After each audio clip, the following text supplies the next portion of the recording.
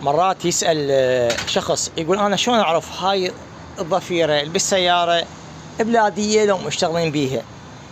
طبعا صاحب السيارة من يشوفها ضفيرة مثل هاي مغلفة مثل هاي راح يقول هاي بلادية، ما حد جاي يسوي السيارة، هذه ضفيرة بلادية.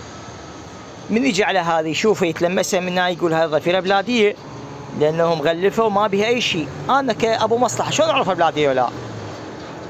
تعالوا خلنا شلون أعلمكم بالموضوع.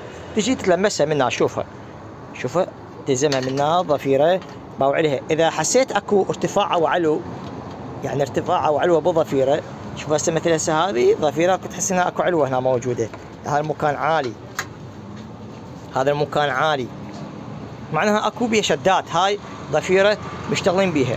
خلنا أراويكم شلون مشتغل بيها. نجي نفتحها. وعليكم السلام عمي، حياك الله. افتحها، ارفع هذا، شوفوا شباب هاي ملفة تيب، ضربيها تيب هاي الضفيرة، واكيد تلقاها هسه ما ملحمة وتعزل.